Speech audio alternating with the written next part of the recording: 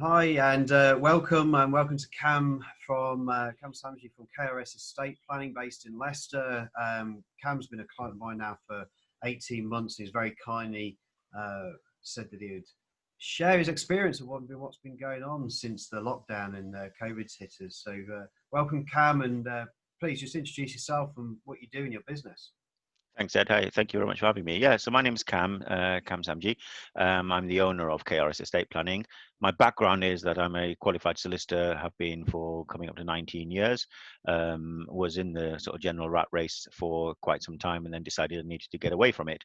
So set up KRS Estate Planning about 3 years ago to sort of come out of the rat race and do the bits I enjoyed from being in the rat race, and doing it under my own rules, which is what I've been doing for the last 3 years. Yeah, thanks to your help, a bit more efficiently as well. Yeah, we've had a good journey over the last 18 months, haven't Yeah, we? yeah. Well, look, it's been a brilliant journey, and a lot more to go. And the reason why I'm doing a lot of these interviews and talking to clients in particular is that there's been a lot of changes that need to be happening to businesses, yourself included, and I really just want to be able to share that with people out there so that maybe they can take some learnings and some insight away as well.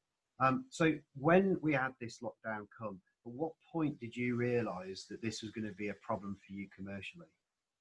Um, I mean, I vaguely remember there was a period before the official lockdown when I remember it quite distinctly in our BNI meeting. It was one of the meetings, and we weren't shaking hands; we were doing the elbow touch sort of thing.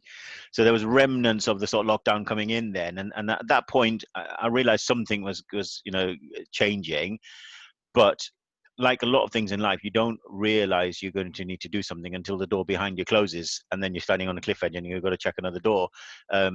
So until it actually locked down and we realized, oh, right, it's a cliff edge now, we cannot see anyone. And I realized that had an impact on my business, because my business is seeing people. I mean, it was one of my USPs. I would offer free home visits, and that was one of my how I differentiated myself from a traditional solicitor practice. Um, so I needed to sort of quickly think, how do I change that? And everything that's already, the tools that are already there, Mm. are really coming into use now. So And it's how a so, shame. Yeah. so how did you adapt that, particularly when it was one of your USPs? There's not many people out there from a estate plan perspective that will go to the lengths that you go to go and visit people. So how have you managed to adapt? So it's quite surprising, because a lot of the times, again, like a lot of things in life, the barriers that are there are put up by yourself.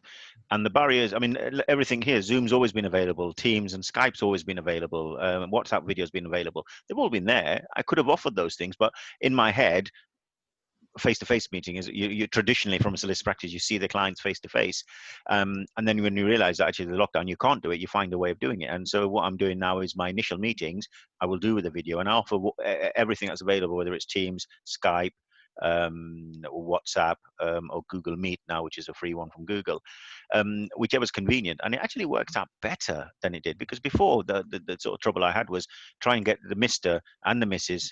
available maybe in an evening after they finished work, and then put the kids to bed. And it was always trying to find that sort of sweet spot in terms of time. Yeah. Whereas now, the husband could be on the lunch break at work, wife could be on lunch break at work, and it doesn't make a difference. So it actually opens up the availability a lot more. I'm more in control of my diary. Whereas before, I'd do a home visit, it would break my day up. I'd go out for half an hour traveling, an hour meeting, come back again, and my own, it could be middle of the day and my day's broken. So it's helping me be more efficient now. I'm offering a better service, available more. I don't mind being available to 10 o'clock at night now, because I'm just sat at home in my home office.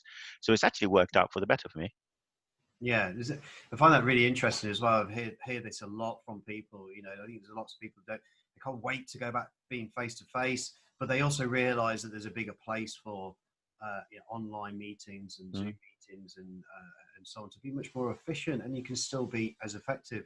So given that you've been through that adaptation, what wins have you seen out of your business then? So yes, efficiencies, etc. But what else have you seen that's a win? Um, The availability, because in effect I can be more available as opposed to before having to worry about, oh, I've got to travel from here to this side to city, this side of Leicester to the other side of Leicester. I'm more available, so the wins are it's actually more convenient for the customer. So, so much more convenience for the customer. Definitely, and that works out for my better, for my in my favor as well, because I can be more efficient. I can, in between appointments, I can actually do a lot more work because there's no dead time. Getting in and out of the car and stopping in traffic and all of that's all gone. So actually, I get more hours in the working day that way. So it's really really good. So as you started to look at your business and you looked at the cliff edge of commerciality that you spoke about, you've adapted really well. Like, how have you been able to overcome the big issues that you've had in your business? The biggest issue, like anyone, is the cash flow. Like any business, the work hasn't stopped and gone anywhere else. It's just paused, and that has an impact on cash flow. So the help from the government has made a massive difference, because otherwise I would have been in a lot of trouble.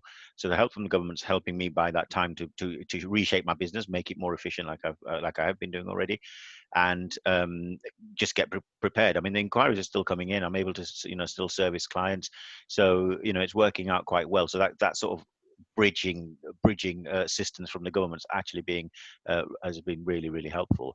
And one of the win actually, Ed, is as you know anyway, but the customers don't, is I've relocated my office now, and that was another thing. Because of lockdown, we were in a serviced office. We couldn't get into the office. Yeah. So I was able to work from a laptop the odd day. For weeks, maybe months. I needed to relocate and get everything back home. So that was a bit of a dead time in terms of 2 weeks trying to fit in work and trying to relocate and get everything set up. But in the long run, I've just realized, well, actually, I've set up in the house. I've got my office in the house, and I'm completely paperless. So, from the GDPR point of view, it's actually working out perfectly, and I'm saving on the money on the office rent now. So it's again another win there. Right, so you reduce your costs, your overheads. You've been more efficient because you've been able to do it on Zoom. You've still been able to adapt by going out and meeting clients as well. Because one of the things that almost made me smile actually when you mentioned it was you've been able to. There's still a requirement for witnesses to witness the will to be signed. Yeah. And you're doing this how?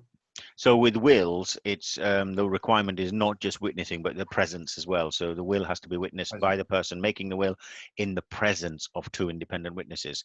Now, the advantage I have is my wife is the office manager for KRS as well. So we're in one household. We don't need to introduce anyone else. We can go out and see the customers from a safe distance. We've done it from a kitchen window.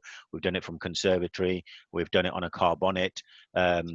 So it's, and again, we're not creating any extra risk for the customers or for ourselves. Yeah. And we're ticking that box with it being able to actually still execute a will correctly.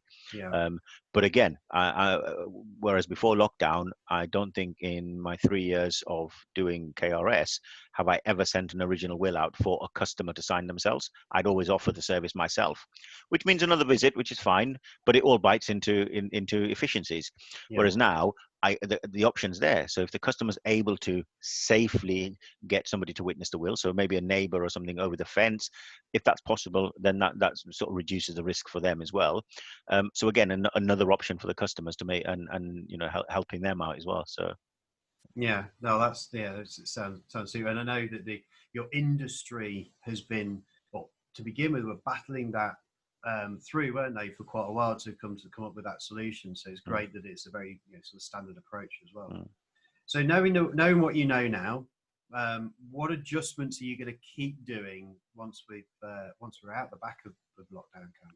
Well, for me, I don't see when lockdown ends. This is just the norm now, and each day and each week is the new norm. Everything I'm doing now, I'm going to continue doing. I'm going to continue working from the home office. I'm going to continue offering video appointments. I'm going to continue doing remote signing. So the only thing different maybe is clients may come to see me in the office when things are safer to sign and witness a will, as opposed to me going out. But the option's there. So whatever works for the customer. So another option. Yeah, brilliant. So now you've got more options for the customers. Yeah, more flexibility. Yeah. Do you think it might even turn into different pricing or different product offering for customers? I don't know, just sort of thinking, do you do the you want the online price or the face-to-face price? It depends, because I'm still spending. I mean, the only thing I'm sort of doing less of is the traveling time. I mean, everything else is the same. I mean, it's difficult with a service product like mine. You know, people judge the price with the product, the 4-page will, but it's not. It's in here. It's my expertise of 19 years of doing what I do. Absolutely. That's really what people are paying. Yeah. And my USP before being free home visits was that I'd factor in me going out as part of the costing, as actually offering it as for free. So in effect, what I'm doing now is what I was originally charging for anyway. So. Got it. Okay. And come lockdown, when lockdown does end, or when things are safer, I'll still offer the free home visits, but it just means I'm able to offer more flexibility and more options. Yeah. So as you look back now on March the 1st, you mentioned it before, when we could sort of sense something was happening, something was coming. What one thing would you have done sooner than you did? Move back to the home, reload. Would you? Yeah, definitely. I'm now using a PA, so that helps me again be a bit more efficient, which I wasn't doing before, because just not realizing you need it. When the door closes is when you think, oh, actually, that will come in handy. That will come in handy. So that's really helping out, making me more efficient, so I can concentrate on the stuff I'm doing, and that the initial appointment side of things is dealt with by my PA. So yeah, I love the way that you changed your mindset around that, and being able to sort of, be paid for the your fee earning hours more than you were, because rather than doing the admin. So that's super. And now we're kind of almost on the cusp of coming out of lockdown. Things are easing up a little bit. What's the one thing that you're most looking forward to post lockdown, Kam? I think because my work, I'm adapting to become the norm. My biggest thing is family time. My mom's alone, and so she, isolating herself, and I'm trying to keep her isolated as much as frustrating that is, because it's difficult for her to understand. But Anita and Ulrich haven't been around properly. We've gone around and seen her from outside, but we've not been close to her at all. And it, wear a mask when I've got to go and take a blood pressure and stuff as well. So that side of things becoming a bit more normal. I'm looking forward to that.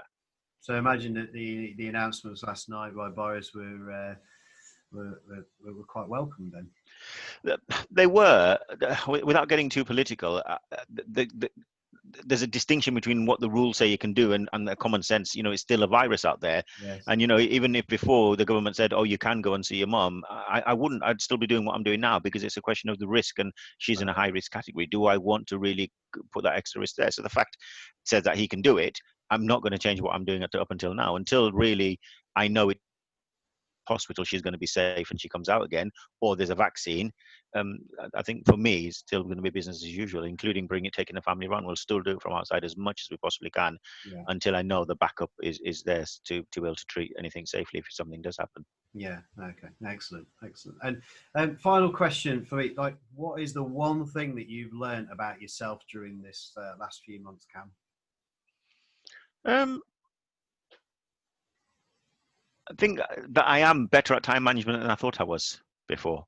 Because at home, one of the other things we have to contend with is homeschooling. We've got a 6-year-old, and she's I was at home, and we're very lucky. She's an absolute angel, in terms of I work at home, Anita works at home as well, so she fits in around us and we fit in around her, and that's another advantage of me being able to be flexible. So if I've got an hour or two in between, I can spend some time with her. And I personally don't mind then working until 4 or 5. I mean, till 6:30 this morning working. I don't mind that, because then I don't feel guilty spending time with her as well. So yeah, I've learned time management. I'm better at it than I thought I was. I always thought I was rubbish, but no, surprised myself. Good. Great learning. And Kam, thank you so much for your time and sharing your insights. I'm sure that's triggered a lot of thoughts for the people out there. How they can be more efficient, how they've been adapting, what they've learned from this experience themselves. I wish you the best of luck, and love to the family. I hope everyone stays healthy, happy, and safe out there. Cheers, Ed. Yeah, thanks to you as well. Thanks for having me, and hope you stay safe as well, mate. Thanks very much. Take care. Cheers. Bye. Take care. Bye.